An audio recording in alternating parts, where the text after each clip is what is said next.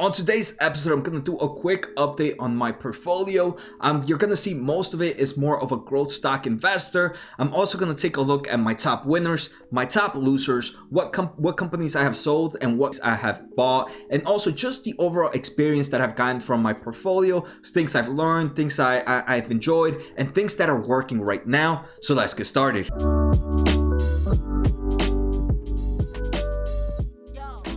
In the past few months, I've actually gotten a huge amount of subscribers and people joining my Discord channel. So I just want to, and people just listening to my podcast. So first, I honestly just want to say thank you guys for all the support. It actually means a lot to me that I'm able to provide some form of value to people that are watching me.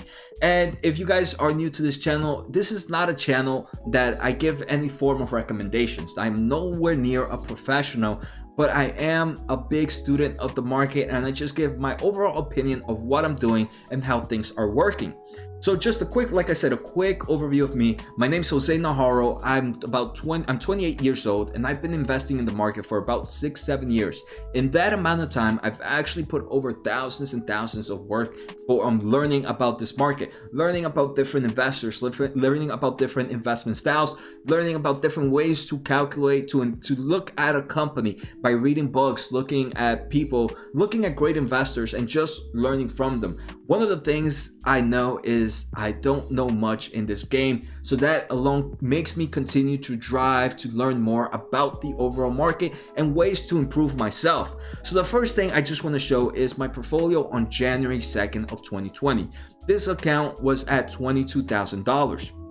Right now, sitting at the end of day of January 21st, 2020, my portfolio is up to 40,600. No, this does not mean I have gotten over 100% gains.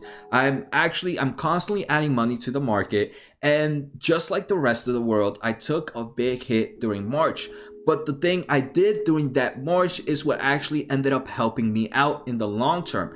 I did not sell. I just continued to add to my position. I was actually even adding more than I normally added during these downturn times. And right now I'm still adding, but my adding has gone back to what I normally add. So that's one of the things that I think has really helped out my portfolio right now. It's just me, when things have gotten bad, I double down instead of selling like other people do, right? I never sold out of any positions during the downturn. I instead continued to buy and actually looked at different companies. And before we go any further, guys, don't forget to hit the subscribe button, the thumbs up, and the bell. It helps the small channel out so much. And like I said, thank you guys for all the support. I really appreciate it. If you guys ever want to get in contact with me, feel free to post on the YouTube comments. I normally respond very quickly, but if you guys really want to get in contact with me, I am very active on Twitter and on Discord channel. I have a Discord channel which is free to anybody, so feel free to join. All the information will be below. There's so many different investors, and again, nothing we do there is recommendation. We are just giving our opinions, and again, it's free for anybody that wants to join.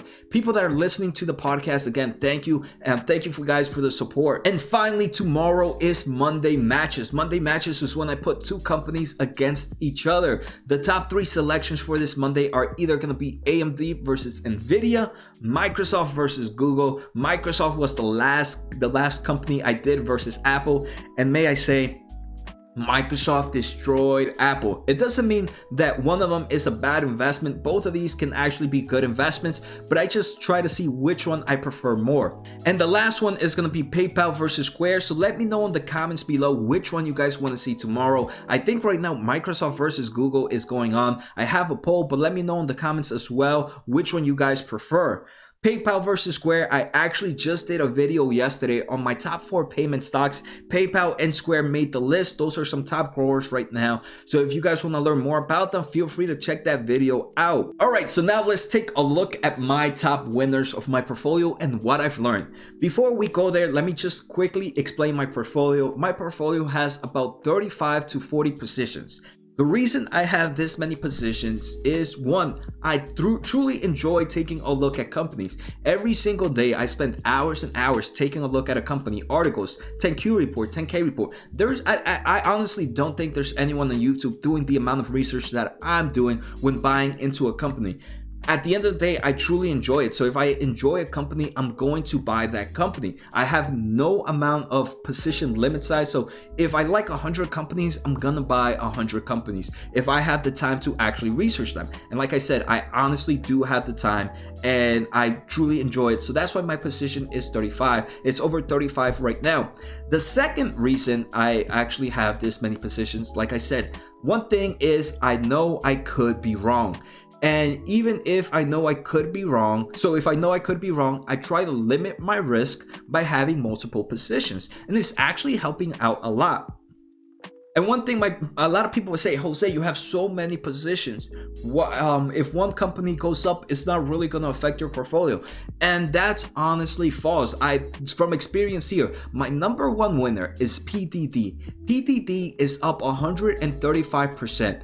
This company is actually one of my smallest size in my portfolio. It started off at $400 and it's actually my number one winner. So for all those people that say, hey, Jose, that one position, it was so small, it's not going to make a dent in your portfolio. Here's proof that that doesn't matter. Like I said, winners if it's a winner, it's going to be, imagine this position it already went 2 times its size. Imagine if it triples, quadruples, if it goes 10 times its size.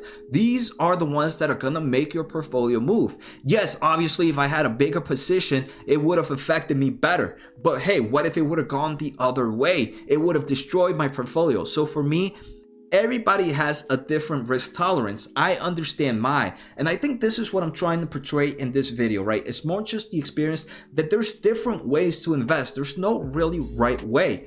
If a person wants 10 investment styles, you can do that, right? I'm not saying that's a bad thing, but for me, it doesn't flow with my risk tolerance. And that's what every investor, I think, should really focus to understand about themselves, is how much of a risk tolerance can you tolerate? If you only have 5 positions and that position drops down 10%, are you willing is your risk tolerance able to hold on to that position? Or are you going to get very emotional and get weak-handed and end up selling at a loss? So by doing this, I end up taking emotion out of my account, completely out of it, right? I see this 135%. If I only had a 10 portfolio and I had a company like this, I'm 100%, I would have trimmed off position.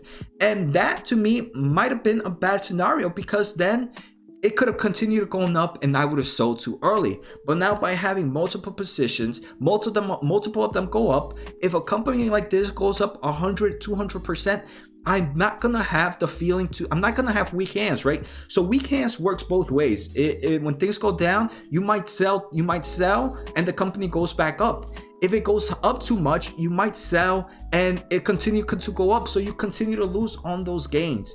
So weak hands, risk tolerance is both on the downside and the upside, and it's the way you control those emotions what truly help you become a better investor. And like I said, this is what helps my risk tolerance. So my top 5 winners are PDD, Activision, CRNC, Spotify, and Microsoft. All of these are top growth companies growing at a fast rate. The only one that's not really growing at a fast rate out of these is Activision. But Activision is in the esports sector, and I'm very bullish in the following sectors. Anything that has to do with esports, cloud, data centers, machine learning, artificial intelligence, consumer products that I truly enjoy. That's why we see Spotify here. Microsoft, a huge grower, right? That one is a big market cap company growing still at a double digits.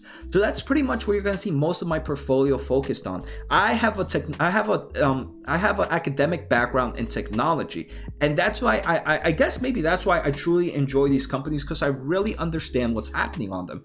And most of these companies, actually my top 10, I'm pretty sure I've done a video on all of them where I talk about them. I take a look at their 10Q report, their 10K report, their balance sheets, their revenue growth, what this company is doing. So any of these companies, you guys can ask me any questions and I can honestly answer why I'm into them. How many other people can say that? Some people just buy because they're buying. And I feel like that, again, continues to destroy that risk tolerance. By me knowing what all these companies do, by me doing my in-depth analysis, my in-depth research, when things go bad, I'm not going to sell out. And you can see in my portfolio, when the whole market started to tank, I bought more. I did not sell. Number 6 to 10 are Fastly, one of the biggest growing stocks right now. Draftkings, another one. Huya Esports, SE Esports in Singapore, Square. All of these are companies that many people might consider overvalued. But look, these overvalued companies have done amazing returns from me. My top 5 have done about $2,200 return, and my top 6 to 10 have done about $1,500. And let me say this real quick. This portfolio has actually only started in November 8th. November 15th or 13th. This portfolio is only about 8 months old, and I'm pretty sure this is doing pretty amazing. It is doing pretty amazing for me, right? I'm not benchmarking myself with other investors. Other investors can be a lot better than me, but I am happy with my results. Next, let's take a look at my top losers. So I'm only showing my top 5 losers because my number 5 loser is actually Disney, and Disney is only down $2 for me. So after my top 5, my other ones are actually winners. So these are my top 5 worst performers. Disney being number 5, only down $2. We have Boeing, Berkshire, we have Spce here, and Opera. All of these 5 worst only diminished $800 of my portfolio. Then I've also sold out of different positions. Obviously, I sell out some losers. One of my biggest loss was actually Luckin Coffee, which was from fraud.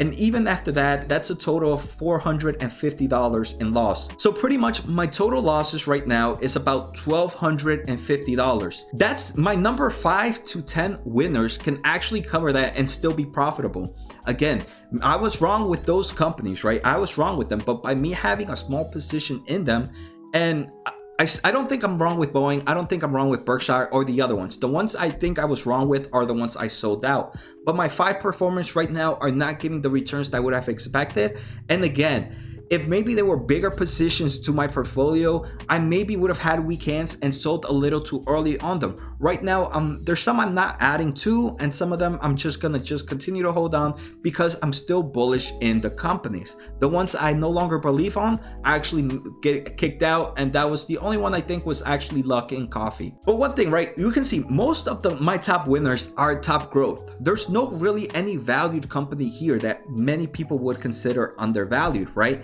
And Microsoft, many people might be like, Microsoft, hey, that's actually a value stock. Microsoft is a company of $1.5 trillion market cap, and it's actually still growing revenues at 20%. This is a heavy growth company. Don't come here and tell me Microsoft is a valued company at all. That is a heavy growth company, and that's why it's in my portfolio. If we take a look at my top losers, actually, we have Disney, we have Berkshire, we have Boeing. These might not be the top growth, so these might be what people consider valued. And look how they're performing right now. And again, some people might go in the comments and be like, Jose, when the bubble pops, you're gonna get hurt the most. You might be right? You might be right, you might be wrong. Everybody, one thing I know is I don't know the future. But a bubble pops, right? Tell me, there's 2 things I know about bubbles popping. 1, I don't know when the bubble will pop. It can continue to rise 2 years, 3 years, 4 years from now. So should I sell now because I want to time the market? No, I'm not going to time the market, but I do have hedging strategies to help me out when things go bad. Second thing, right, is a bubble pop doesn't specifically always pop with a drop of stock price, right? That's what people normally think about when they think of bubble popping. When they see a bubble pop, they expect stock prices to drop down. Another method that a bubble can actually pop is the stock prices can end up just being flat for the next 4 or 5 months and waiting for fundamentals to meet up with the current stock price valuation. So it doesn't mean that the company is going to drop down. The stock price can just stay still for the next 4, 5, 6 months. But still, look at these returns. I'm pretty happy and might just continue to give more opportunities for me to buy into these stocks. Next, I want to talk about my buys and why I ended up purchasing them. The first thing, actually, let's take a look at what I sold. So I pulled out all my information from my brokerage, and you're gonna see the companies that I sold. Let me mention this. The reason I sold out of these positions are not for bearish reasons or not because I have some negative sentiment towards these companies. The reason I sold out were for the following. One, they did not match up the way I want my portfolio to go. I told you guys how I really want my portfolio to go. Wanted to be strong in cloud, wanted to be strong in esports, in cybersecurity, in data centers, in artificial intelligence, in e-commerce, in some form of payments. And the second reason I sold is some of these might have been just very small position size that, hey, even though they were small positions, they're not positions I would really want to add anymore. We're going to see here I sold out of Walmart, Tesla. Tesla was only $100 right now of my portfolio. So to me, that one was small enough to really not make a difference. Then we have Starbucks. Again, not a company I really would see as a growth. I sold out all of my banking, out of all my airlines, out of all my cruise lines, Coca-Cola, some Berkshire, some Home Depot. And again, these are not because I had some negative sentiment, but just because I understand where I want my portfolio to go as. So I use this money and the money that I constantly put in to buy the following positions. So here on the chart, I actually have my top buys. And just if you're listening to the podcast, these are my top buy. These are the buys, and most of them I actually purchased on June 12th. EA Games was my number one. AMD, Ping, OKTA, NVIDIA, Techie, CrowdStrike, C, Workday, Nites, MasterCard, IBM, Draftkings, Dropbox, Activision, Salesforce, Square, and Fastly. And remember how I showed you guys my top 10 winners? I've actually continued to buy. Some of these companies that I purchased were actually some of my top 10 winners. So I do believe winners continue to win, and if I still like the stock price, I'm gonna continue going in. Activision and Fastly, DraftKings, SE, and Square were all some of my top 10 winners, and those were some I ended up still purchasing even more. So like I said, many people say, hey, some of your stocks are overvalued. Okay, thank you for you letting me know how it is. But right now my results are showing these are still doing great. I like the amount of revenue growth. I mean, let's take a look at PayPal, for example. PayPal grew about, I think, close to 60% since before the market tanked. So on February 20th from now, and that's before the market tanked, PayPal has grown over 60%. Many people are like, Jose, that's crazy. Why has PayPal grown so much? And just the overall market has changed. PayPal in their most recent earnings said that in the 3 weeks of that COVID-19 had affected that earnings, PayPal grew to levels that they thought would have taken 3 to 5 years to get to.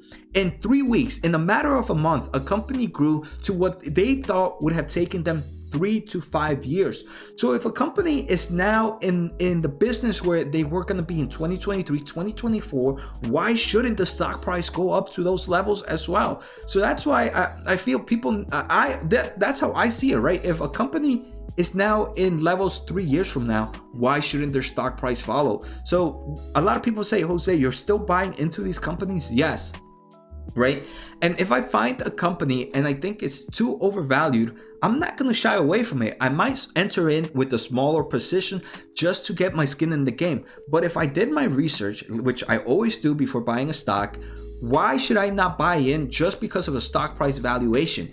If I buy in, the company can continue to go up and I have skin in the game. If it drops down, I only enter with a small position. And now, since I already did my research on the company, I'm gonna continue to buy more. Like for me, that it seems like a win-win situation. Especially, like I said, this only helps me because I do full in-depth analysis of a company before I purchase it. So now let me just do a quick talk of my top 5 buys. My number 1 was EA Games. The reason I bought EA Games was, unfortunately, my Activision was already a decent sized portfolio and I still wanted to increase my esports exposure, so I ended up going with EA Games. I actually did a Monday match of Activision versus EA Games and EA Games won.